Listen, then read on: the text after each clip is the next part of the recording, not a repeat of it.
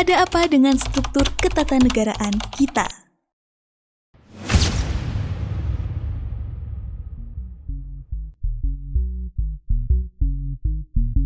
Setiap bangunan membutuhkan struktur agar tidak runtuh. Begitu pula dengan negara. Struktur negara adalah cara sebuah negara diatur dan dijalankan, termasuk siapa yang berwenang, siapa yang mengawasi, dan bagaimana keputusan diambil.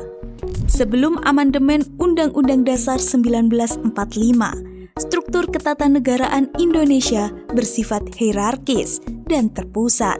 Lembaga tertinggi negara adalah Majelis Permusyawaratan Rakyat (MPR) yang berwenang menetapkan undang-undang dasar, memilih presiden dan wakil presiden, serta menetapkan garis-garis besar haluan negara.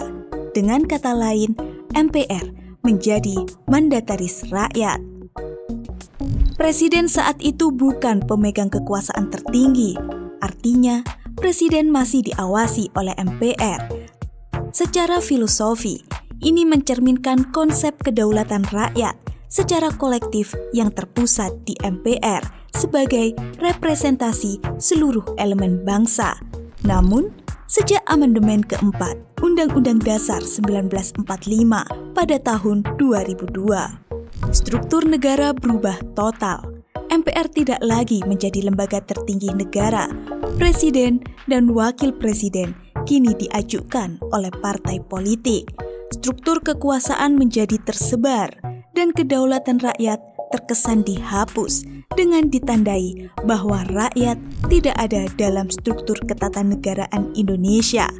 Konsepnya berubah dari sistem musyawarah menjadi representatif liberal. Untuk memahami perubahan ini, mari gunakan analogi organisasi modern.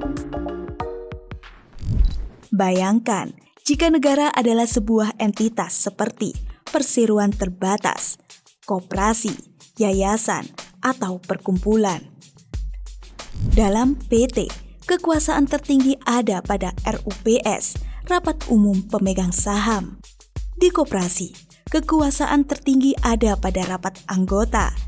Yayasan memiliki pembina sebagai pengambil keputusan tertinggi. Lalu, siapa pengambil keputusan tertinggi dalam negara? Sebelum amandemen, jawabannya jelas, MPR sebagai RUPS-nya bangsa. Namun, setelah amandemen, tidak ada lagi satu entitas tunggal yang menjadi pemegang keputusan tertinggi. Akibatnya, terjadi semacam kevakuman kedaulatan. Seolah rakyat kehilangan tempat untuk menyatukan aspirasi dan arah bangsa secara kolektif. Perubahan struktur ini berdampak besar pada arah dan kinerja negara. Di antaranya, tidak ada pemisahan negara dan pemerintahan, sehingga menyebabkan koordinasi dan integrasi antar lembaga negara melemah. Rakyat tidak lagi memiliki forum tertinggi untuk mengawasi dan mengevaluasi jalannya pemerintahan secara menyeluruh. Pola kepemimpinan menjadi transaksional karena dipengaruhi sistem pemilu langsung yang mahal dan syarat kepentingan.